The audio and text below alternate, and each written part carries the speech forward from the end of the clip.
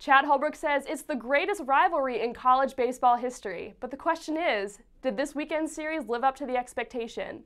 All that and much, much more here on this week's episode of Capital City Sports.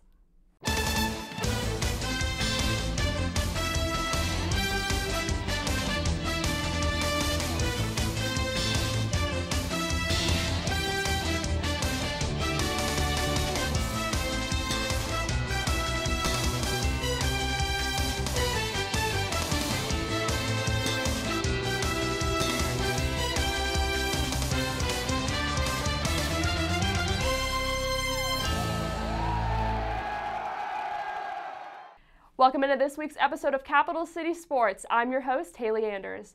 To start things off, the old SEC women's power, the Tennessee Volunteers, came to Colonial Life Arena to face off against Dawn Staley and her Lady Gamecocks. Kristen Whitaker has the coverage.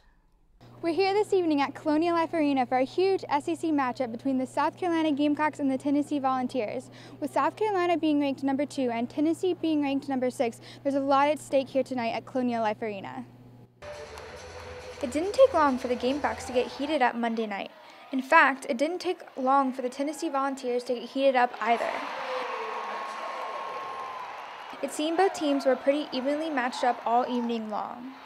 The game kept at a fast pace, and Alicia Welch would lead the Gamecocks with 19 points and 14 rebounds.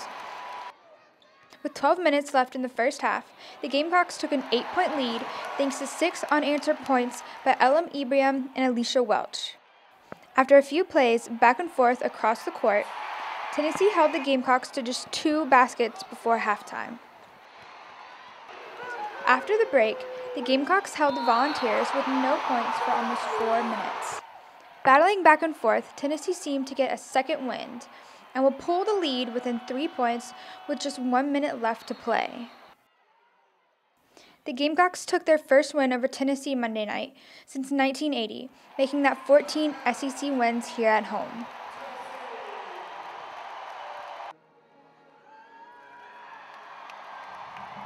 I was relieved, Obviously, Tennessee is a team that was going to come in here and fight, and they played tremendous. I think this was a game in which the experienced players really showed up. Bashar Graves, Sierra Burdick, they've all been in this situation before, and they displayed the type of will that it takes to be successful in this league. I just thought overall, if this game wasn't played in Colonial Life Arena, we would not be sitting here as the victors. After an awesome win here tonight at Colonial Life Arena, the Gamecocks take the win 76-61. They'll be back here Thursday night to play Mississippi State at 7 o'clock. I'm Kristen Whitaker for Capital City Sports. Traditionally, senior nights have always held a lot of bittersweet emotions. For the Lady Gamecocks, this resounded even more so because of all the promise that they have going forward this season. The Gamecocks faced off against the Mississippi State Bulldogs. Stan Smith has the highlight. Senior night at Colonial Life Arena as seniors Olivia Gaines, Elam Ibrahim, and Alicia Welch were honored before the game against Mississippi State. In the first half, Wooden Award finalist Tiffany Mitchell drives down the left side and banks home a floater, her first bucket of the game. The Bulldogs would bite back as State would win the ball after a mad scramble, and Martha Allwall makes the fadeaway jump shot. She had 12 points on the night. On the other end, Mitchell would once again display pretty shooting as she swishes this jump shot. Mitchell will feed Gamecock senior Alicia Welch on the post, and she drains the shot from under the basket. She says thank you to Mitchell. Another senior, Olivia Gaines, makes a beautiful jump shot in the paint. She would have 9 points on the night. But the Bulldogs would not roll over just yet as Allwall gets past the defender for this deuce. Mitchell was not done either as she makes a terrific turnaround jump shot. She had 16 points on the night. On to the second half, South Carolina continued to pull away as Khadijah Sessions drives down the lane for an easy layup. Sessions would then show off a nifty no-look pass to Welch as she would make a nice hook shot. She had 4 points on the night. The third senior on the Gamecock roster, Elam Ibrahim, was the recipient this time on another no-look pass from Sessions as USC continued to roll. The 3 seniors would receive a standing O from the crowd as the night was completed with a 69-50 victory over Mississippi State. For Capital City Sports, I'm Stan Smith. It's the moment that Carolina baseball fans have been longing for so long, the rivalry series against Clemson. John Wagner has the details on Friday night's game. Gamecocks came out on Friday in their 50 Shades of Grey look, trying to take down the Tigers just like they did 3 times last year on the diamond. They're going to start Will Crow, but Clemson starter Matthew Crownover is the real show here. He's going to strike out Connor Bright. That's his first of many. Speaking of first of many, here's a Chris Okie-dokie hit over second base. That's going to score a couple and get things started for Clemson. And then he's just going to back that up in the 3rd inning with a 3-run dinger in the seats. All the Garnet in that stadium got real quiet and just got a little bit quieter on the next at-bat. Weston Wilson's going to put a solo shot at the other side of the field. And then things were not looking pretty here, but Connor Bright, trying to bring things back, puts a 3-run homer in the seats just like Okie-dokie had done earlier. But then back to Lemony Snicket's series of unfortunate events. Logan Koch and Jordan Gore will ground into a double play here, showing a little bit of defensive dominance.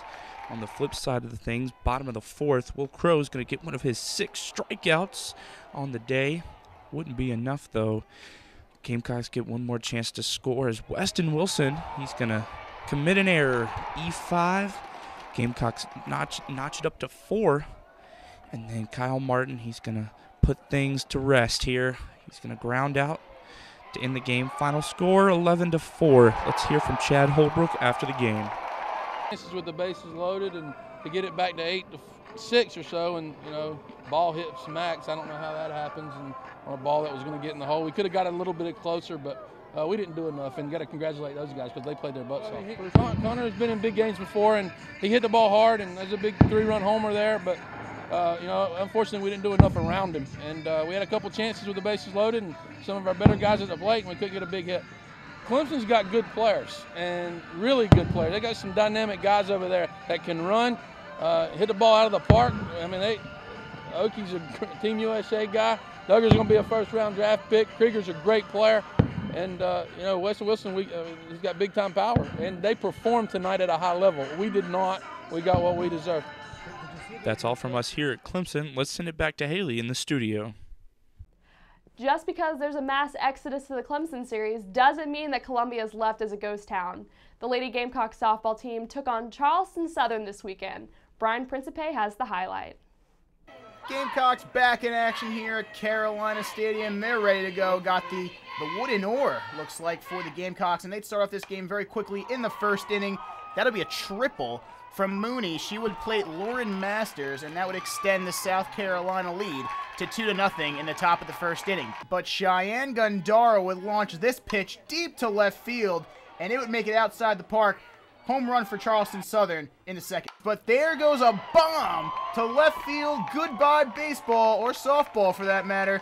South Carolina takes the lead 4-2, and Taylor Williams would break out her best whip at the plate. Kristen Struett would also join the party, launching this one over the center fielder's head. That would plate 1 for South Carolina in the form of Ansley Ard. Carolina pouring it on at this point, and they would extend that lead on an error here from Charleston Southern as the ball goes past the first baseman on a wild throw, and South Carolina would plate 2 more, once again extending their lead, capitalizing on a miscue by Charleston Southern. There'd be a throw out there on 3rd. But South Carolina would get some more insurance here as that one is blasted by Sarah Mooney. Touch them all. South Carolina leads 8-2. They get another run later in this game, but Brittany McPherson would drive this one down the left field line for the Buccaneers, and finally they get back on the board. This time it's 9-3. South Carolina would extend their lead to 10-3 when Kaylee Snare drives this one in the hole for a base hit. Actually be a double, an RBI double for South Carolina. Finally, the Gamecocks would finish this one off in the form of a Haley Copeland strikeout. South Carolina defeats Charleston Southern 10-3. Let's send it back to Haley Anders in the studio. In continuation with our Reedy River Rivalry series, we take it to Nick Jones, who has the coverage from Fleur Field. After dropping the opening game in the series to Clemson 11-4, the Gamecocks look to redeem themselves here at Fleur Field. At the top of the 1st inning, Clemson's Reed Rallman is up to bat, knocks one out to right field for an RBI single. Up next, Tyler Krieger hits one down the 3rd baseline and brings in Rallman with the double. Tigers are now up 1-0. Later in the inning, Chris Oakey would be in the batter's box and go out swinging to retire the top of the first. We fast forward to the second inning, and Connor Bright gets a double here with a line drive down the third baseline.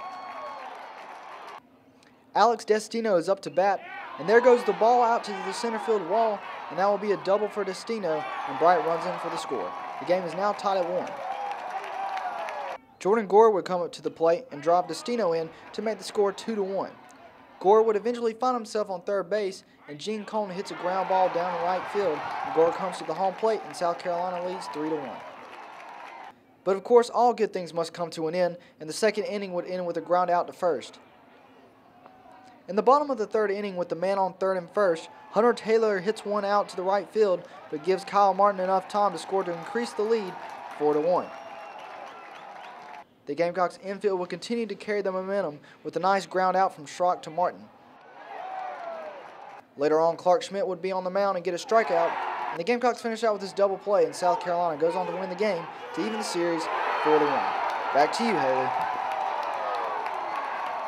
Also on Saturday, the men's basketball team faced off against the Mississippi State Bulldogs. Brady Brewster has the coverage.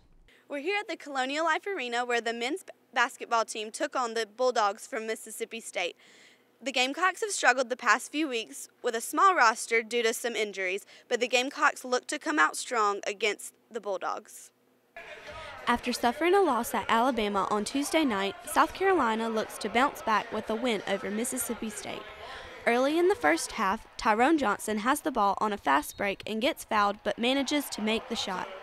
South Carolina would continue to increase their lead with this assist from Michael Carrera to Hatchefikis, who makes this two-handed slam. Sindarius Thornwell shows his three-point range shot right here, and the Gamecocks are firing on all cylinders. Once again, South Carolina shows their deep range with this shot by Dwayne Notice. Notice would go 4 for 9 behind the three-point line for the game. We fast forward to the second half, and Hatchefikis would continue to make shots down in the post, and he finished out with 18 points. Tyrone Johnson proved to be one of the top players of the game, collecting a career-high 28 points. South Carolina goes on to win from here 81-68. We now head to the press conference to see what Coach Frank Martin has to say about Tyrone Johnson. He's been hearing it from me a lot lately because I want him to be aggressive. And Ty's a real good kid. Ty believed in us when he could have gone somewhere else. He played today like a guy that understood and was fearless of the moment, and that's all I ever want from him. The Gamecocks came out on top tonight with a score of 81-68. We'll be back here Thursday night for senior night as the men take on Arkansas. For Capital City Sports, I'm Brady Brewster. Back to you, Haley. To close out a hectic week of sports, we take it over to Beckham Field, where the Lady Gamecock softball team took on Tennessee State. Claudia Chakamian has the details. After a 2-0 win versus Marshall Saturday afternoon, but falling to South Alabama early Sunday, the South Carolina softball team looks to bounce back against Tennessee State later this afternoon. Now let's take it to the highlights to see what they can do. Jordan Bizzle gets the ball rolling for South Carolina and blasts one to center field, scoring both Sarah Mooney and Kaylee Snare. The Gamecocks take an early 3-0 lead. Great defense was a big factor for South Carolina's successful day, with strong plays by many, including Julie Surratt. The Gamecocks tried to extend their lead in the third, but Tennessee State escapes a bases-loaded jam with no runs allowed. And then Victoria Williams comes up to bat, and that ball is gone. That 2-run shot gives the Gamecocks a 5-0 lead. And then, just a few batters later, Eleni Page steps into the box and knocks one right out of the park for the second home run of the inning. They take a controlling 7-0 lead in the fourth. Bizzle contributes to South Carolina's strong defense with great catches all day. South Carolina looks to end it in the fifth when Caroline Cash makes it to first on a Tennessee State throwing error. Then, Page comes back into the box and hits the winning RBI double to center field, scoring Cash. The Gamecocks end it here in the fifth on a mercy rule, 8-0. With 3 home runs during the game and a dominating shutout performance by starting pitcher Julie Surratt, the Gamecocks defeat Tennessee State 8-0 in 5 innings. They return to the field on Tuesday to face Charlotte.